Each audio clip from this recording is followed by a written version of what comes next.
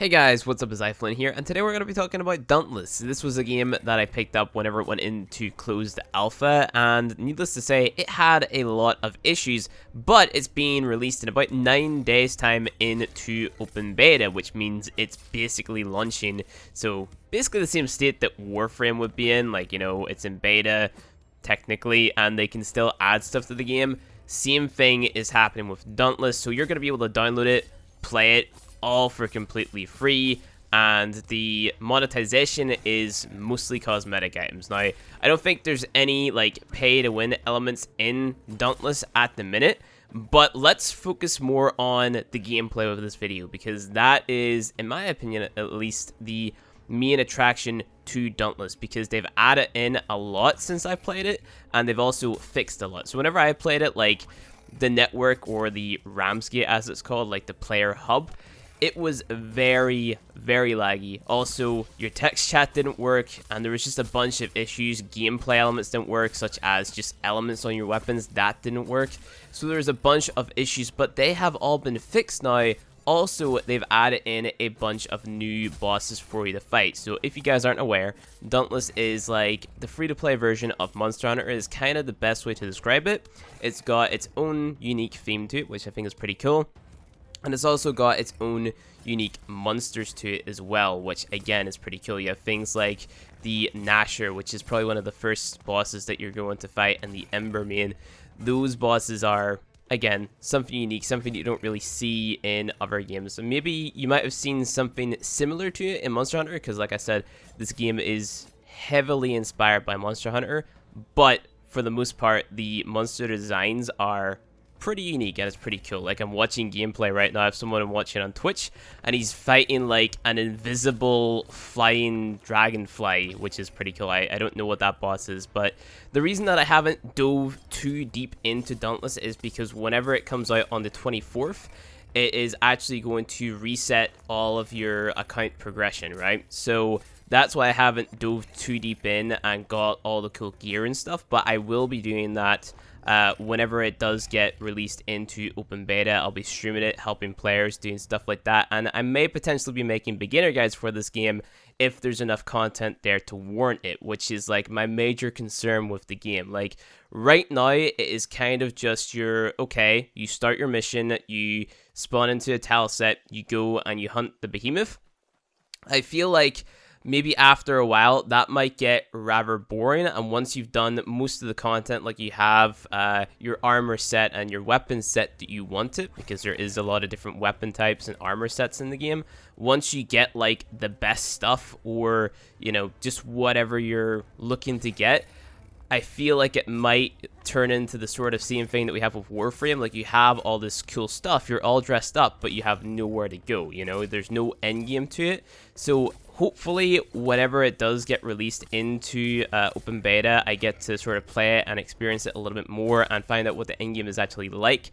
But right now, what I can tell you guys is there's no reason that I wouldn't pick it up and play it if you're into, you know, a Monster Hunter style game. You know, Monster Hunter World is obviously a fantastic game, and, you know, it's worth the money, but for the people who don't want to spend the money on Monster Hunter, I feel like Dauntless would probably be your go-to. Like, it's pretty enjoyable. I myself haven't played Monster Hunter World because I'm waiting for the PC release, but having Dauntless there to kind of tide yourself over until the PC release for Monster Hunter World, if it's not out yet, then, you know, there's no reason not to. So you're investing yourself in the Dauntless community, which from what I can tell is pretty friendly, because the first time I loaded it up in the closed beta state, I jumped in and I instantly had people wanting to help me as soon as I spawned in the Ramsgate, because they seen that I had on the recruit clothes and stuff like that. So they're like, hey, do you need any help? If you need any help with any fights, just go ahead and message me and stuff like that. You can, for the most part, I think,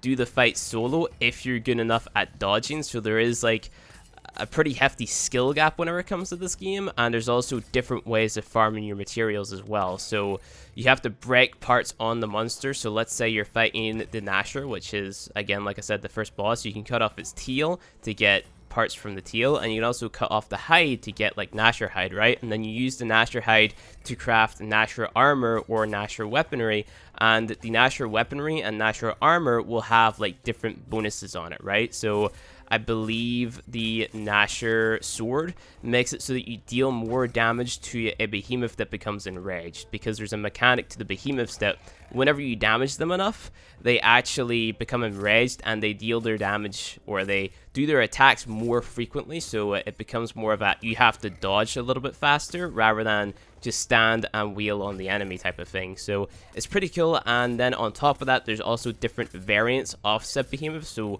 like there might be a regular Nasher, and then there might be like a more powerful version of the Nasher, which will drop different parts for different weapons. So right now there is currently your regular parts from your behemoth, so you get your Nasher sword, your Nasher armor, but there's also exotic weapons in the game as well, which have this unique look to them, and they also have like unique abilities. So for example, I believe there is a spear in the game which you can shoot like projectiles out of or something. I think it's the spear, I'm not too sure, but there's some sort of spear in the game, and there's an exotic version of it which allows you to shoot lasers rather than like a fireball or whatever, which is pretty interesting, at least in my opinion. It's nice to see a game that you know, has exotic stuff, and from the looks of things, like there seems to be a lot of different weaponry and a lot of different armor. So there's, I think, one armor set and one weapon set, and whenever I say weapon set, I mean sword, hammer, chain blades, axe, and spear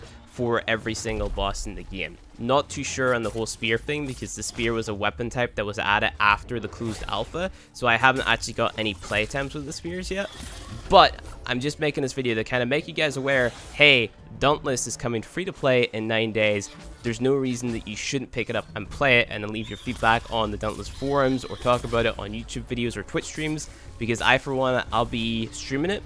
And then if I think there's enough content to warrant making beginner guides for it, I'll be making beginner guides for it on the channel, and also just general guides for the game on the YouTube channel as well. So yeah, Dauntless, it's gonna be hopefully super cool. I might, if all goes well, go for Dauntless partnership, which will make it so that we can have our own iFlynn flare in the game. And if you were playing back in the closed alpha and you're watching King Gefalion or Professor Broman or Bruzeheim or whoever, they were Dauntless partners, and they got their own flare, which whenever you threw it in the air, it just did like their logo in the air, which was pretty cool and awesome to see. But other than that, the UI looks like it's been fixed up a good bit. Network seems like it's been fixed up a good bit, and there seems to be just overall like a lot of fixes, a lot of cosmetic stuff, and a lot of content for you to kind of sink your teeth into and tide you over. I would say if you pick it up whenever it comes out of closed beta, we would probably get like a month's worth of content out of it. If you're playing it like every single day for a couple hours a night, you would probably get like a month's worth of content there. And then obviously this is a game that has a lot of potential, so they can update it and they can add stuff in on top of that. So, you know, it's down to the developers to really take community feedback on board and then develop the game further based off community feedback, because this is one of those games, just like Warframe, that has like a lot of potential. Like you can think of so many different ideas for Dauntless. Like you could have like procedurally generated levels with different behemoths and, you know, different difficulties of behemoths at every single corner or something like that. So there's so many different game types or game moves or whatever that you could make up for Dauntless, and there's all these different armor sets, weapon sets. It's just going to be a fun experience, and I'm looking forward to jump into it. So anyway guys, that is going to be it for this video. Let me know what you guys think of Dauntless in the comment section below once you pick it up on the 24th, and I will see you guys in the next video. Make sure to subscribe, hit that bell for the notifications for whenever I upload a video.